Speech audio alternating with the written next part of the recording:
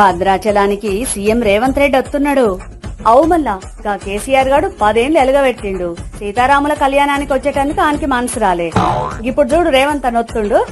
ఇక 10 ఏళ్ల సంధి భద్రాచలమే పట్టించుకోలే ఆ సన్నాసుడు గురించి ఇప్పుడు ఎందుకురా ఈడిచేయి. ఇక శ్రీరామనవమి రోజు సన్న బియ్యం లబ్ధిదారుల ఇంట్లో సీఎం భోజనం చేస్తాడు. ఎరకేనా ఈ ముచ్చట? గట్లనా? మంచిగున్నది. గరీబోళ్ల ఇండ్లకు సీఎం వస్తున్నాడా? సన్నబువ్వ తింటాడా? కాంగ్రెస్ పార్టీ పేదల పార్టీ అన్నట్టు పబ్లిక్ తోనే ఉంటారు. సన్న బియ్యం అంటే యాదికొచ్చింది. గివి బ్లాక్ చేస్తే ఏం చేస్తారు? అవు మళ్ళా దొడ్డు బియ్యమే సక్కగిచ్చేటోళ్ళు గారు గివిత్తరా? ఏ గట్లేముండదు. సన్న బియ్యం పంపిణీలా కథలు చేస్తే కటకటాలు ఎక్కి దోస్తారు. గవర్నమెంట్ చాలా సీరియస్ గుండే. ఏదన్నా చెప్పుర్రి, సీఎం సారు గరీబోళ్ల ఇంటికి వస్తుండు. మస్తు ఖుషిగున్నది. అవు మళ్ళా పేదోళ్లకు పట్టెడన్నం పెట్టింది అప్పుడు ఇందిరమ్మ, ఇప్పుడు రేవంత్ అన్న.